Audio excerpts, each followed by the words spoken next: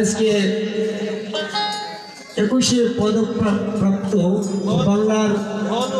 Bangla academy philosophy প্রাপ্ত লালনপন্থী সাধক কবি ও সঙ্গীত গুরু খুদাবক্স স্যার 34তম স্মরণানুষ্ঠান উপলক্ষে সাধুসংঘ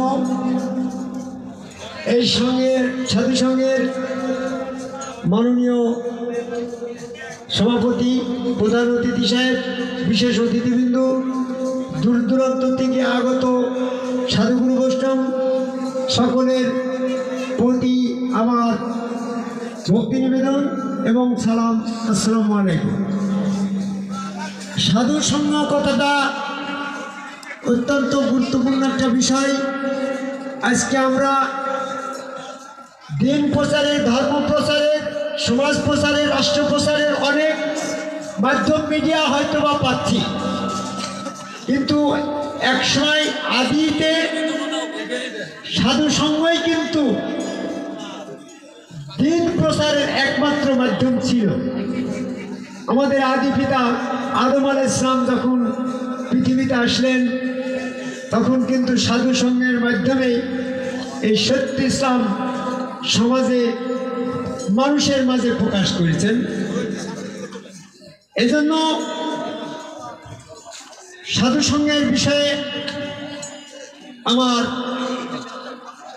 ব্যাখ্যা বিশ্লেষণ দিয়ে হয়তো বা শেষ করতে পারবো না। তবে বর্তমানে আমরা যে সমস্ত মানুষ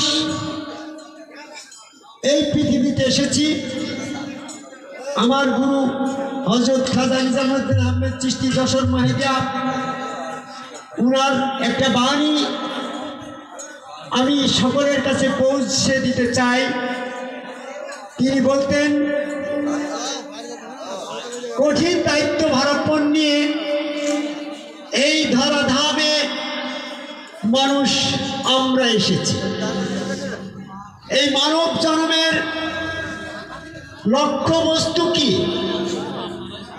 এটাই শুধু আজকে আমি সংক্ষেপে আলোচনা করতে চাই। আমাদের এই পৃথিবীতে আগমন কেন এবং কিসের জন্য? যেমন আমি আরবিক সাহিত্যের পরে মাস্টার্স করছি, উপমা দিলে সহজে এই বিষয়টা বোঝা যায়। একটা ছাত্র ক্লাস 3-তে ভর্তি হয়েছে। আপনারা কি বলতে পারেন ক্লাস 3-তে ওই ছাত্রের ভর্তি হওয়ার উদ্দেশ্যটা কি? আমি কিন্তু পার্শ্ববর্তী গোলদারি সরকারি প্রাথমিক বিদ্যালয়ের প্রাক্তন প্রধান শিক্ষক। কাজেই ক্লাস 3-র ওই ছাত্রের ক্লাস 3-তে ভর্তি হওয়ার উদ্দেশ্য হচ্ছে দুইটা। একটা হচ্ছে সে ক্লাস 4-এ উঠবে, আর একটা হচ্ছে ক্লাস 3-তে যে পাঠ্যপুস্তকগুলো তার ছিল সমস্ত জ্ঞান সে অর্জন করবে। তো আমাদের ঠিক এই মানব জন্মে জন্ম নেওয়ার উদ্দেশ্য হচ্ছে দুইটা। আমরা যেন পাশ করে মৃত্যুর পরপারে যখন আমাদের পরীক্ষা নেওয়া হবে, জীব জড়জগৎ থেকে মুক্তিপ্রাপ্ত জগতে আমরা যেতে পারি। এই জন্য কিন্তু আমাদের এই জন্ম। আরেকটি হচ্ছে আমরা যেন সতর্ক থাকি, এই মানব জন্মের থেকে যেন ডিমোশন হয়ে আমরা জীব জগতের আমরা বর্জক জগতে না যাই। কি বুঝতে পারেন না কথাটা? আমাদের মানব জন্মের দুইটা উদ্দেশ্য সামনে রাখতে হবে। একটা হচ্ছে আমরা যেন এই জীবন মানব জগৎ থেকে পাশ করে ঊর্ধ্ব জগতে ইল্লিনে যেতে পারি, অমরত্ব জীবন লাভ করতে পারি। আরেকটি লক্ষ্য রাখতে হবে, আমার যেন ডিমোশন হয়ে আমি আবার জীব জগতে না চলে যাই। এই জন্য আমাদেরকে ওই যে যিনি নাম করা একজন শিল্পী সাধক ভুলে গেলেন, কঠিন সংকটে পার করো হে দিনরাত। আমাদের এই সামনে যে সংকট, এখানে গুরুর সান্নিধ্যে এসে এই সাধুর সঙ্গ করে এই সময়টা আমরা যেন আমাদের দুইটা লক্ষ্যকে সামনে রেখে সাফল্য অর্জন করতে পারি। একটা হচ্ছে আমরা যেন ডিমোশন না হয়ে যাই, আরেকটা যেন আমার মানব জন্মে আর ফিরে আসা না লাগে। কি বোঝেন না কথা? আমি যেন মানব জন্ম না হারিয়ে ফেলি। মানব জন্ম হারানো মানে কি আমি যেন জীব জগতে চলে না যাই, আর আমি যেন মানব জন্মে আর ফিরে না এসে অমরত্ব জীবন লাভ করে সেই প্রভুর সান্নিধ্যে যেতে পারি। তো আমি সংক্ষিপ্ত পরিসরে অত কথা বলবো না। এই কাণ্ডারই হচ্ছে গুরুজন, সম্মুখ গুরুগণ, যার যার গুরু তার তার রসুল, রসুল স্রোতে আল্লাহ বিশ্বাসে সেজদা ভক্তি, এটাই হচ্ছে মানবের মুক্তি। মুক্তির মানে হচ্ছে আমি যেন আর জীব জগতে না যাই, আমি যেন আর পুনরায় মানবত্বে ফিরে না এসে অমরত্বে লাভ করি। এই মিডিয়া হচ্ছে যার যার গুরু তার তার রসুল, রসুল স্রোতে আল্লাহ বিশ্বাসে সেজদার মাধ্যমে মানুষ কিভাবে মুক্তি পায়, এ বিষয়ে আমার অনেক ভিডিও আছে, অনেক লেখালেখি আছে। আজকের এই সংক্ষিপ্ত সাধু সঙ্গে এসে আমি হয়তো বিস্তারিত বলতে পারবো না, তবে একটা বিষয়ে আমাদের সাধু তত্ত্বের ভিতরে, জনসমাজের ভিতরে, মানব মণ্ডলের ভিতরে বিভ্রান্তি আছে। আমি শুধু সেই বিষয়টা পরিষ্কার করে আমার কথা শেষ করতে চাই। সেটা হচ্ছে সূরা আহজাবের ৭২ নম্বর আয়াতটার দৃষ্টি আকর্ষণ করে আমি বলতে চাচ্ছি, আল্লাহ রাব্বুল আলামিন এই মানুষের কাছে তার একটা বস্তুকে আমানত স্বরূপ রেখেছে। এই যে আমানত নিয়ে আমাদের সমাজে অনেক বিভ্রান্তি আছে। আমানতের সংজ্ঞাটা হচ্ছে, আমি অনুরোধ করব আজকে যারা দর্শক শ্রোতা আছেন, পরিচালক মণ্ডলীর কাছে আছেন, আমি 2 মিনিট সময় নিয়ে নেব এই বিষয়টা শোনার জন্য মন দরকার। What I hear I forget. আমি যখন কোনো কিছু শুনি সেটা ভুলে যাই। What I see I remember. আমি যখন কোনো কিছু দেখি সেটা স্মরণ করতে পারি। What I do I understand. আমি যখন কোনো কিছু করি তখনই সেটা বুঝতে পারি। আমার কথা শুধু শোনার জন্যই শুনেন না, বুঝার জন্যই বুঝেন না, পালন করার জন্য শুনেন, তাহলে আপনার লাভ। আমানত সম্পর্কে 3 ধরনের বিভ্রান্তি আছে। এই বিভ্রান্তি নিরসনের জন্য আমি 2টা কথা বলি। একটা হচ্ছে আমানতের সংজ্ঞা কি, আর আমানতের ক্ষেত্রটা কি। আমানতের সংজ্ঞা হচ্ছে যে বস্তুর মালিকানা আপনি না, অথচ আপনি ভোগ দখল করছেন, আপনার কাছে জমা আছে, ওইটার নাম আমানত। যেমন আমার এই মোবাইলটার মালিক আমি, এটা কিন্তু কারণ দেওয়া আমানত না। কিন্তু আমার এই মোবাইলের মালিকানা যদি আমি না হই, আরেকজন হয়, তার বস্তুটা আমি ভোগ দখল করছি, সেক্ষেত্রে মোবাইলটা কিন্তু আমানত। তো ঠিক আমি আমানতের সঙ্গে দিলাম যেটার মালিকানা আমরা কেউ না, এটার মালিকানা একমাত্র আল্লাহ, তাহলে সেটাই তো আল্লাহর আমানত। এটার ক্ষেত্র হচ্ছে সমস্ত মানুষই আল্লাহর দেওয়া আমানতের দাবিদার।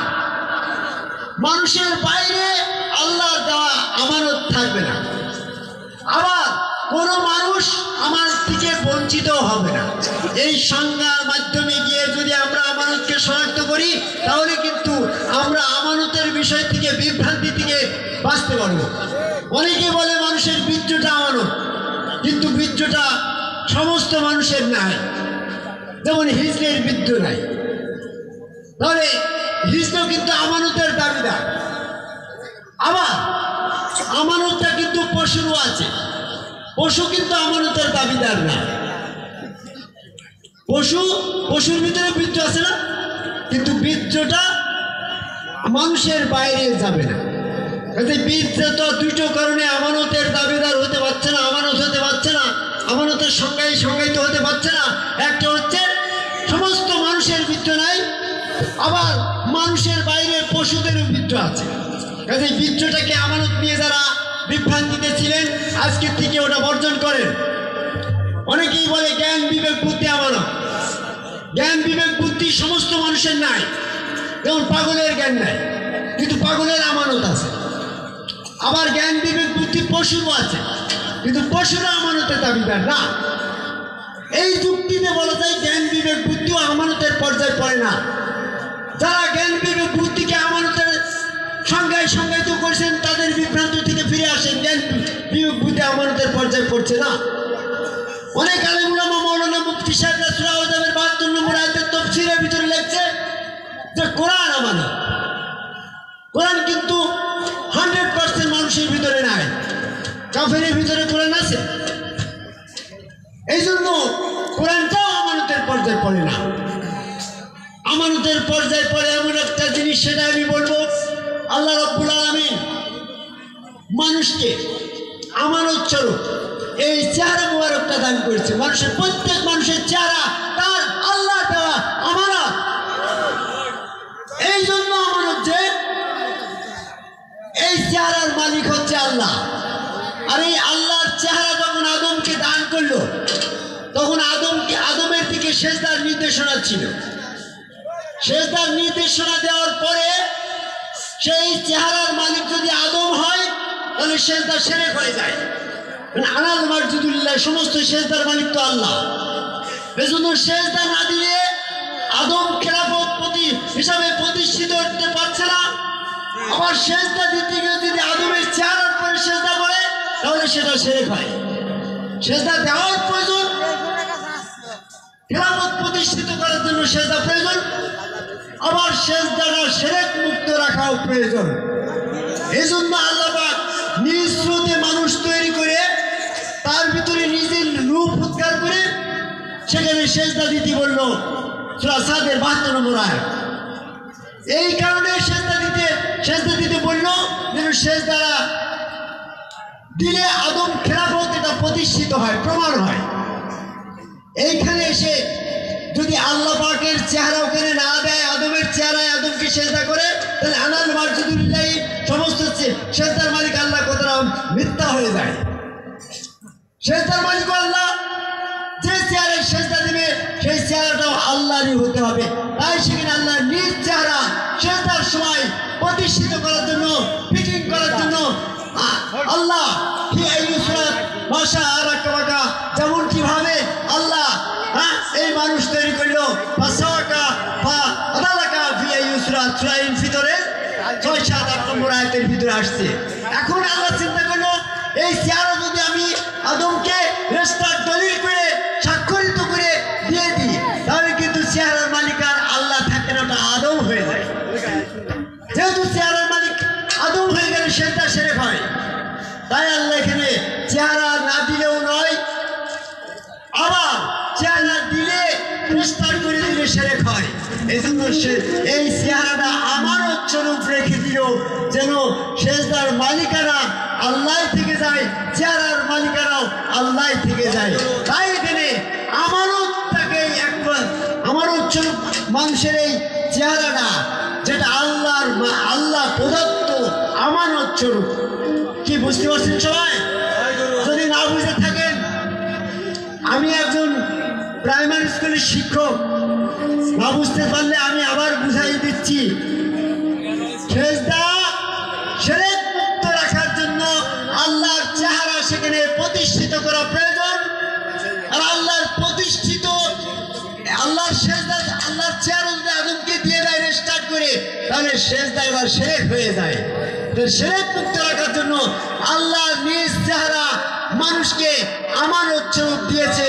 তাই প্রত্যেক মানুষের চেহারাটাই আল্লাহর চেহারা, আর এই আল্লাহর চেহারাটা প্রত্যেক মানুষের ভিতরে আছে।